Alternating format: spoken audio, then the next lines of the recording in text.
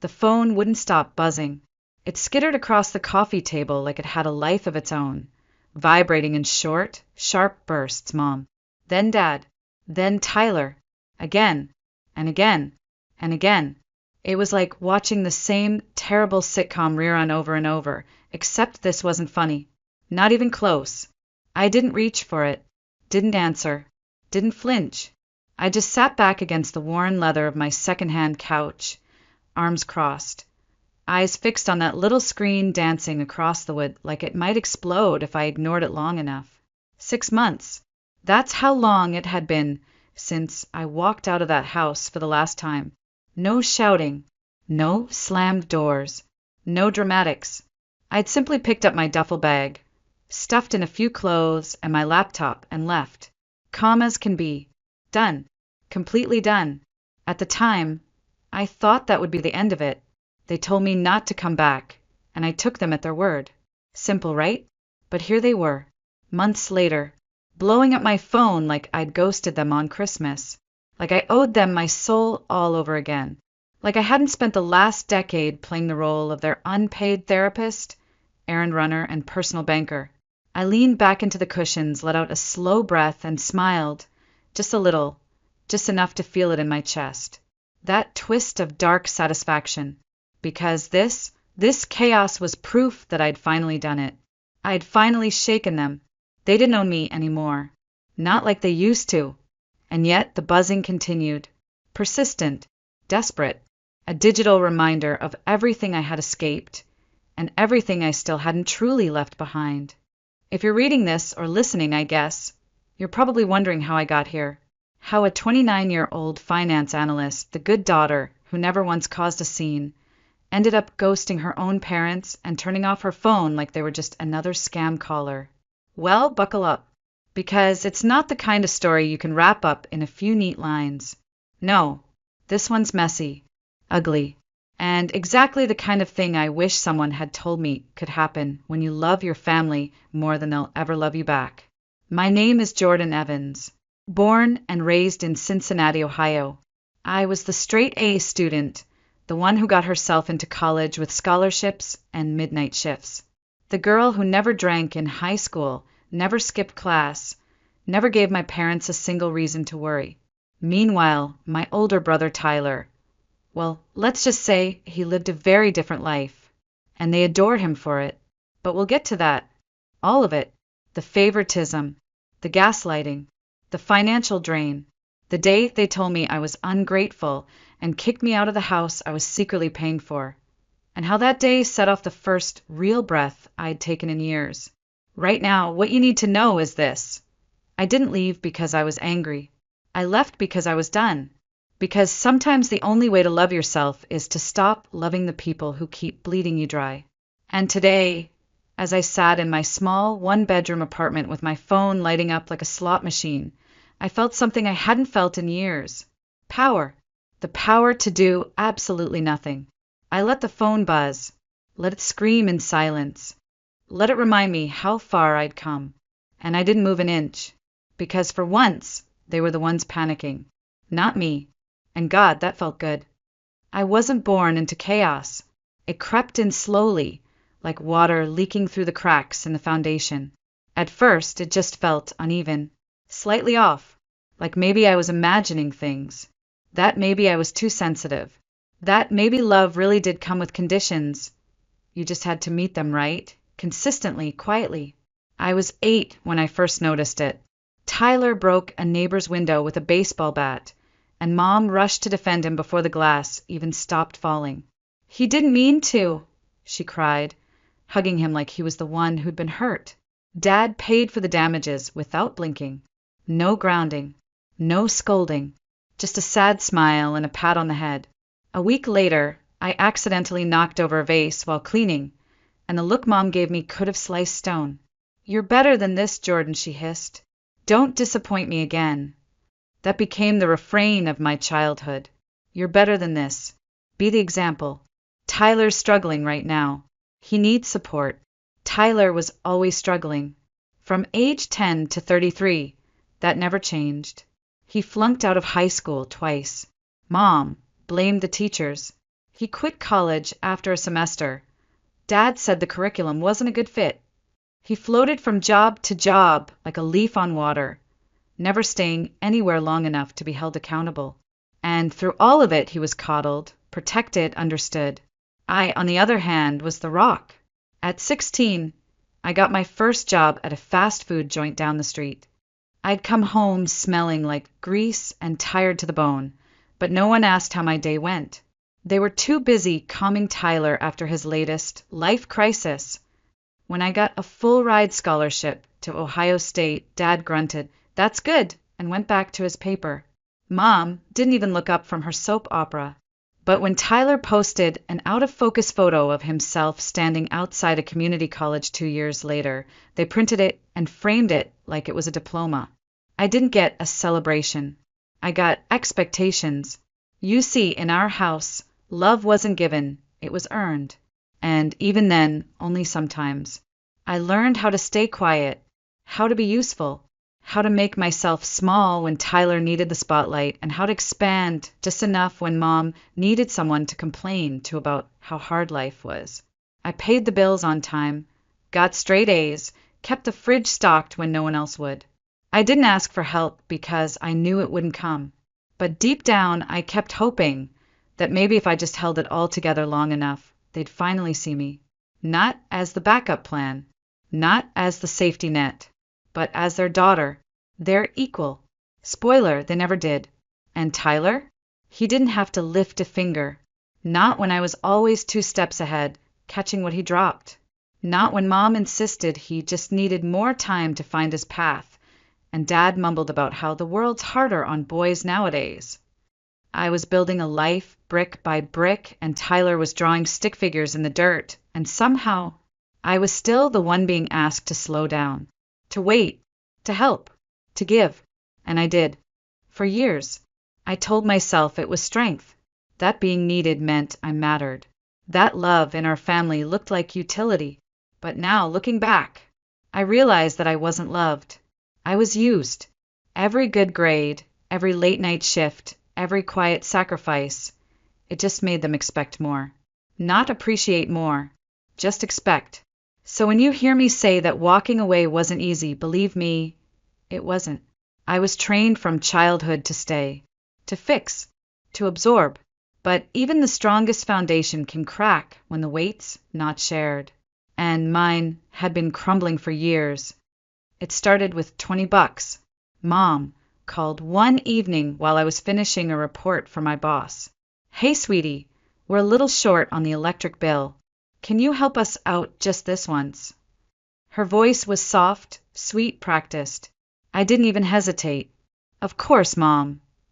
I transferred the money before she could finish thanking me. That was the first time. The second came a week later. "Your dad forgot to do the groceries again," she sighed.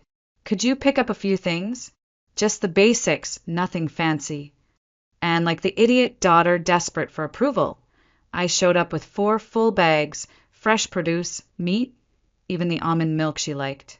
Then came the gas bill, the broken faucet, that we're behind on the mortgage, but it's just temporary.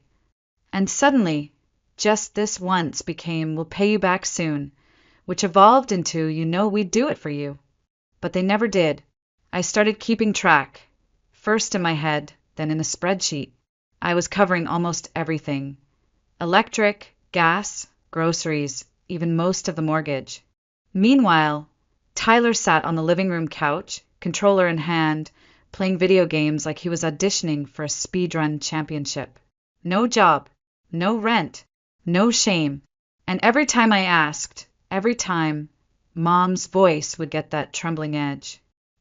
Tyler's trying his best," she'd whisper, like I was the villain for noticing reality. Dad would shrug, half asleep in his recliner, muttering, "We're lucky to have you, kiddo." As if that was gratitude. I told myself it was fine, that I could handle it. After all, I was the one with the job, the apartment, the salary. Tyler was still figuring things out, apparently into his 30s. But the truth? I was bleeding, quietly, steadily. My weekends vanished into errands for them, grocery runs, bill payments, car maintenance. My paychecks disappeared into their accounts. And every month I told myself the same lie. They'll get back on their feet soon. But soon never came. Instead, I got eye rolls from Tyler when I brought up budgeting. I got guilt trips from Mom about how hard things have been since the recession. I got cold silences from Dad when I didn't send money fast enough. And I started to change. I got quieter, more resentful. I began dreading their phone calls, not because I didn't care, but because I already knew what they were going to say. I could hear the scripts in my head before they even opened their mouths. It wasn't communication anymore, it was a pattern of extraction. And yet, I kept going. I kept helping, even when I couldn't afford to. I dipped into my emergency fund, canceled a trip I'd been planning for months, stopped putting money toward my student loans. I was burning my future to keep their present afloat. And still, they looked at me like it was expected, like it was normal, like I owed them for giving birth to me. One day, I came over with groceries after a double shift and found Tyler lounging shirtless in the kitchen, eating ice cream from the tub. "You didn't get the good cereal?" he asked, not even bothering to thank me. That was the moment I felt something twist inside me. Not rage, not sadness, just something calcify, because I realized I wasn't the daughter anymore. I was the lifeline, the wallet, the fix. They didn't love me for who I was. They loved me for what I provided. And the more I gave, the less they saw me. It wasn't physical abuse. It wasn't loud or violent or dramatic. It was quieter than that, colder. A kind of parasitic love wrapped in "you're such a good daughter," and "we're just going through a tough time." But tough times don't last forever. And at some point I had to ask, why do they expect me to stay poor? Just so they can pretend they're not. It was a Sunday in early October. The air had that brutal chill that made your bones ache before the sun even finished rising. I had just wrapped up a 70-hour week at the firm. Spreadsheets, back-to-back meetings, late-night client calls. My eyes were fried. My back ached. My bank account was still smarting from the last $600 I'd wired Mom for emergency utilities. But still, I showed up. Groceries in both arms, keys between my teeth, trying not to drop the bag of apples or the oat milk Mom liked even though no one else drank it. The porch light was on, which was weird. It was broad daylight. But I didn't think much of it. I pushed the door open with my hip, stepped into the house I grew up in, the house I'd been secretly keeping from foreclosure for 2 years, and immediately knew something was wrong. They were waiting for me. Mom sat on the edge of the living room couch, arms crossed, jaw tight. That look she saved for teachers who gave Tyler detention. Dad stood just behind her, hands in his pockets, face blank. Tyler was sprawled on the other couch, one foot on the coffee table, tapping away at his phone like he hadn't seen me. "No, hi, Jordan." "No, thanks for the groceries." Just silence. Heavy, condensed, measured. I set the bags down slowly. "What's going on?" I asked. Mom didn't blink. "We need to talk." My stomach dropped. Dad stepped forward, voice casual, almost rehearsed. "We've been thinking. It's time you start contributing more." I stared at him. "Contributing more?" You make good money," Mom cut in. "It's not fair that we're barely scraping by while you're off living in your own place, spending your paycheck however you want." Something in my chest snapped clean in half. "I've been covering your mortgage," I said, voice low but shaking. "For 2 years. That's not enough." Mom scoffed. "A few bills here and there, that's hardly. My hands clenched at my sides. Groceries, utilities, rent, gas, insurance, all of it. Tyler doesn't pay a dime. He's 33 and hasn't had a job since 2019. But I'm the problem because I dared to move out and live like a functioning adult." Tyler rolled his eyes. "Jesus, Jordan, it's just money. They've done a lot for us." I snapped my head toward him. "Us? Tyler, what part of us do you belong to when I'm the only one footing the bill?" That was it. Mom stood. her face hardening like stone. Don't talk to your brother like that. He's trying his best. I let out a laugh, so dry it burned. Really? Because from where I'm standing, his best looks like playing Fortnite in his underwear while I pay for your electricity. Dad's voice cut through, sharp and cold. Enough. We're asking you to step up. If you were a good daughter, you'd take responsibility. This house is too much for us to manage alone. And there it was. The line. The line they'd drawn with their entitlement, their guilt-tripping, their refusal to see me as anything but a utility. I inhaled. Slow. Deliberate. Let me get this straight, I said. You want me to pay the mortgage in full, cover all the bills, and keep pretending like Tyler isn't sitting here doing absolutely nothing. Again. And you don't see anything wrong with that? Mom's mouth thinned. We just thought, as our daughter, you'd want to help your family. And what's Tyler? I snapped. A houseplant. Tyler bolted upright. I hate you. I didn't ask for this. No, I said, but you sure as hell benefited from it. Then Mom's voice exploded. If you walk out that door, don't bother coming back. And for a second, everything stopped. Time. Breathing. The world itself. I looked around the room, at the furniture I helped pay for, the lights I kept on, the people I gave everything to, and felt nothing. No sadness. No guilt. Just clarity. I picked up my bag, walked to the door, opened it. The air outside hit my face like a slap, cold and clean. I turned back just once. Okay, I said, and then I left. No yelling, no speech, no drama, just done. And as I stepped off the porch, I realized for the first time in my life, they needed me more than I ever needed them. The first night in my apartment, I sat on the floor and cried. Not because I was sad, not because I missed them. I cried because it was the first time in years that no one needed anything from me. No bills in my inbox from Mom. No missed calls from Dad. No text from Tyler saying, "Can you Venmo me real quick?" It was just me, a bare room, a mattress on the floor, a second-hand lamp, and peace. Real, complete, aching peace. I remember looking at the ceiling and thinking, is this what quiet sounds like? Because for so long, silence in my parents' house meant danger. Mom sulking, Dad waiting to scold, Tyler pouting because I didn't drop everything to help him. Every moment of peace there came with the tension of the next demand, the next sigh, the next favor. But now, the silence was mine. It wasn't weaponized. It wasn't bait. It wasn't a warning. It just was. I didn't answer their calls that week, or the next. At first, they came like clockwork, twice a day, sometimes 3.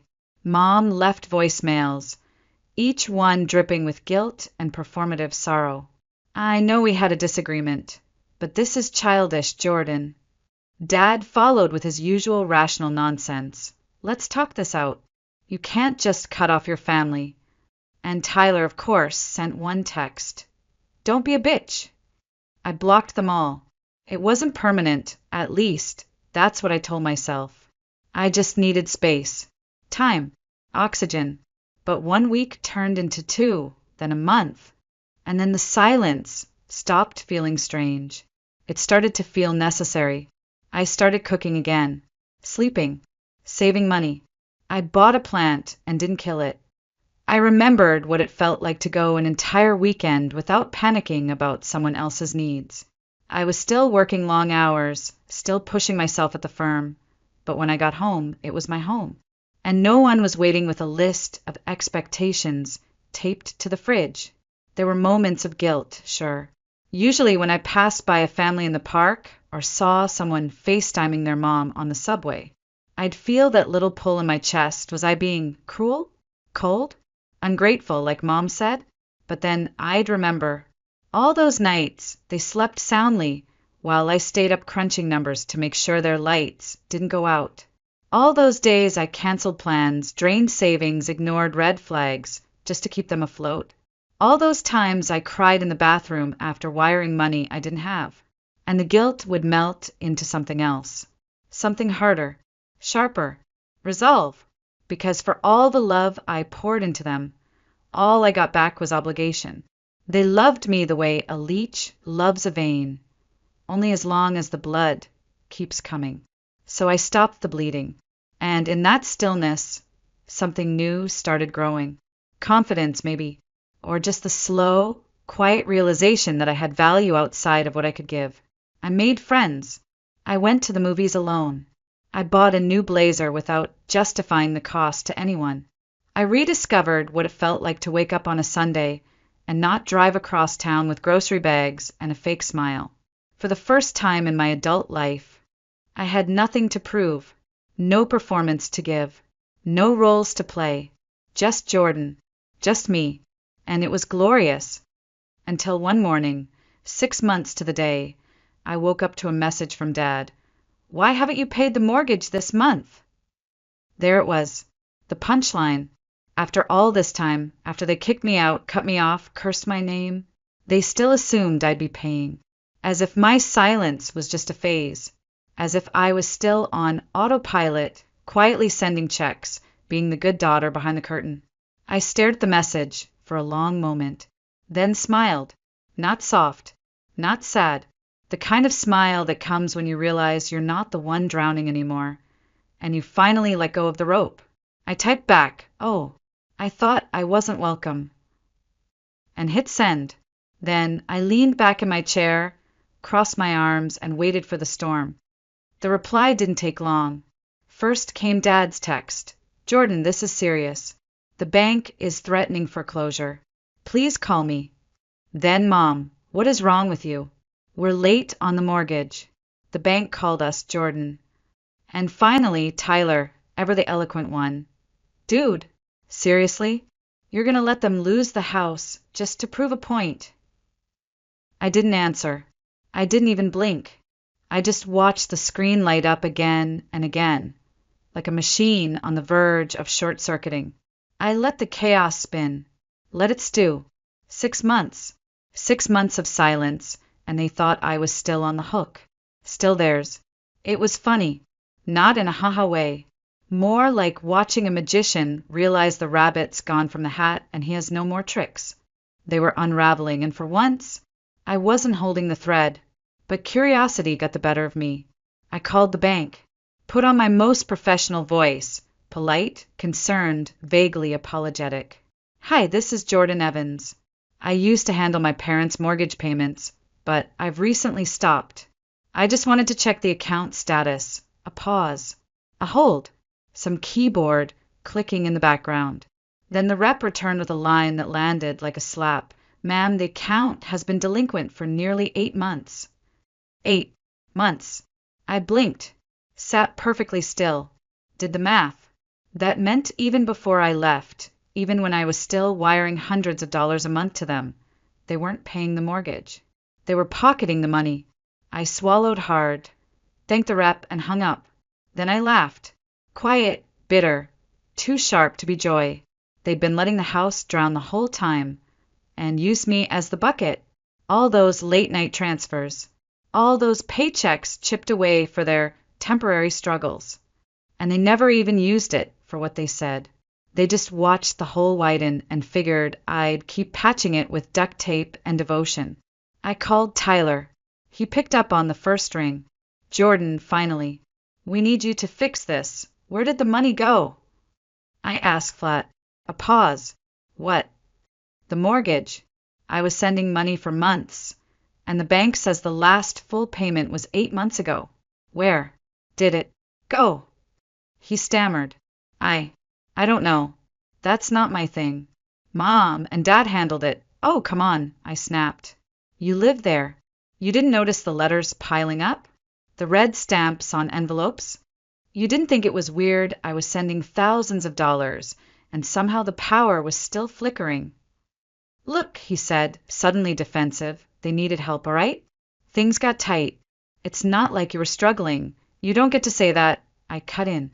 "You don't get to act like my success is the reason I should bleed dry." He huffed. "You're being cruel." "No," I said with the coldest clarity I'd ever felt. I'm letting you face the consequences of your own stupidity. Big difference. I hung up. Then Mom called. And like a fool, I answered. Her voice came through high-pitched and desperate. How dare you, Jordan? You know we need help. The bank is threatening to take the house. I stayed calm. And you thought lying to me for months was the best way to secure that help. It wasn't like that, she snapped.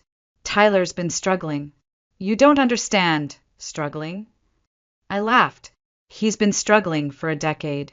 You know who else struggled? Me. Working night shifts, skipping vacations, paying your bills while you smiled and nodded like I was your personal ATM.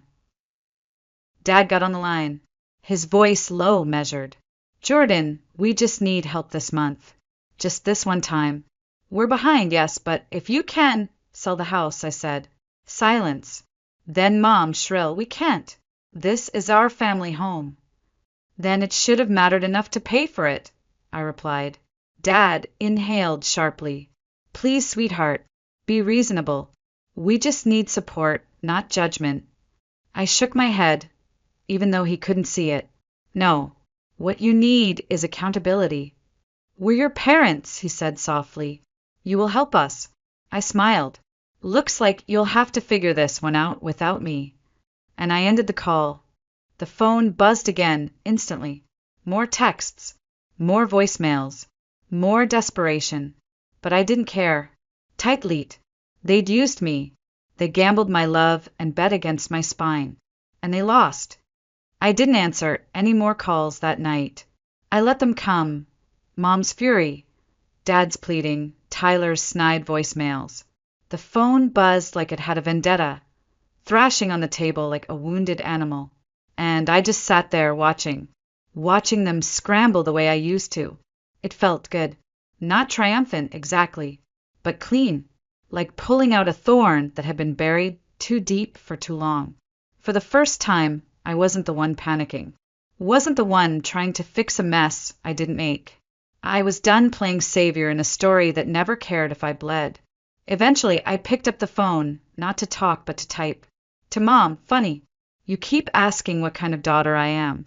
But I'm not the one who stopped paying the mortgage. I'm not the one who hid it for months. Maybe it's time you deal with your own mess. I sent it and let it sit. 5 minutes later, Dad called. I let it ring, then picked up on the third try.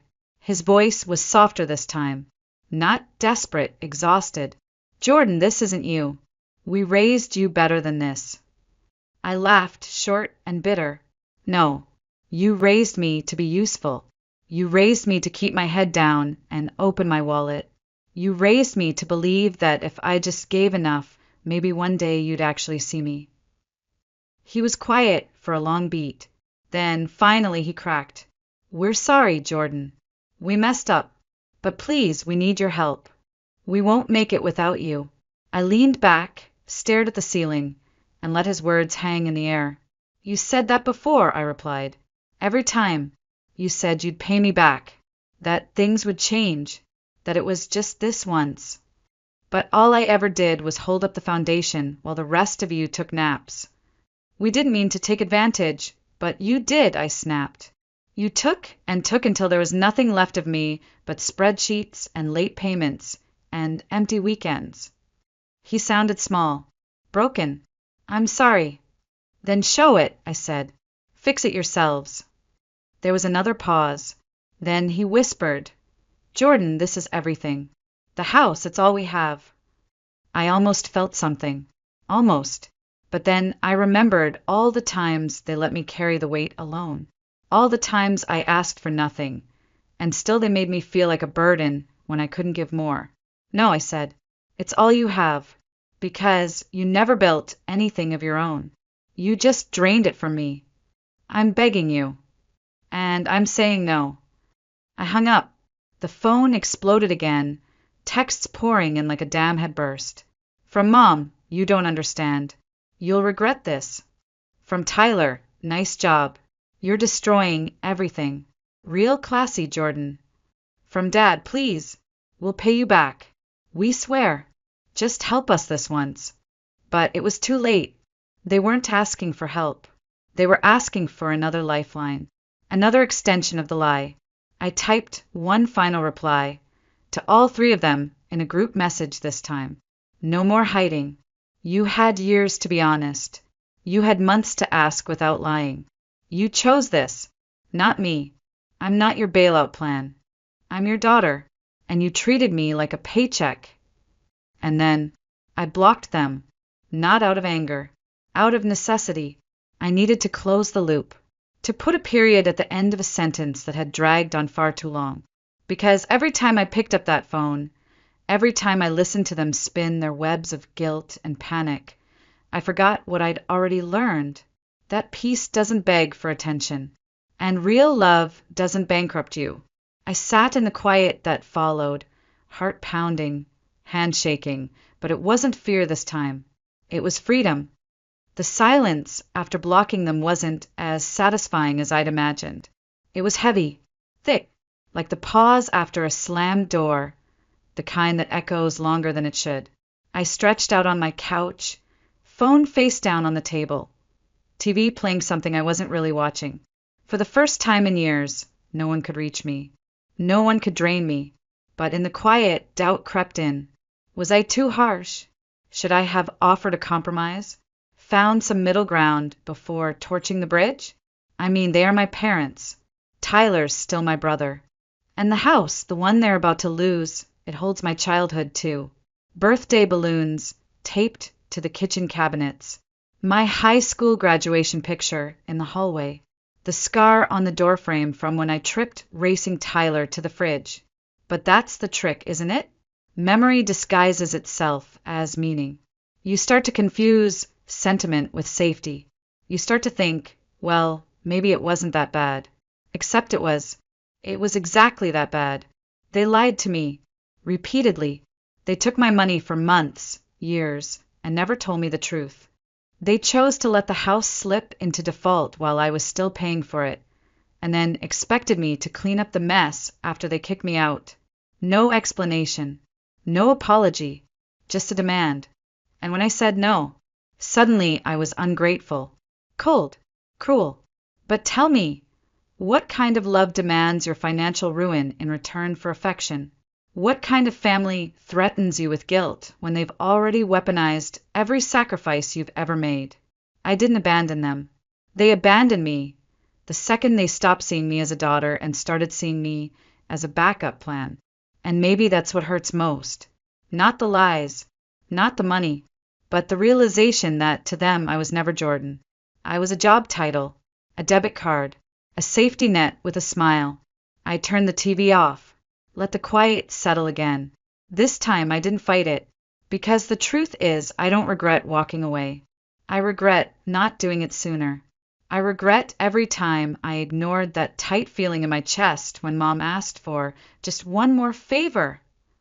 Every time I skipped a vacation, canceled dinner with friends, avoided checking my balance because I knew they'd call again. I regret the years I spent thinking love meant sacrifice without limits. But I don't regret saying no. Not this time. Not anymore. Still, part of me wonders, will I look back years from now and feel guilt when I see that house boarded up? When I hear they had to move into a tiny rental, sell off furniture, downsize their lives, will Tyler finally be forced to grow up? Or will he just find another woman to drain? Will they ever understand what they lost? Or will I always be the villain in their version of this story? I don't know, and maybe I never will. But what I do know is this: I'm breathing easier, sleeping better, laughing more. My savings account isn't a war zone anymore. My weekends belong to me again. I'm discovering what it means to exist without constantly performing usefulness. And that feeling is worth every missed call, every angry text, every "how dare you?" Because I dared. I dared to say no. I dared to walk away. I dared to live like my value wasn't tethered to what I could give away. So here I am, alone, free, and wondering, what do you think? Was I too harsh? Did I let my anger cloud a chance to repair what was broken? Or did I finally do the only thing I could to survive? Let me know. Because this story, it's mine, but I think it might be yours too.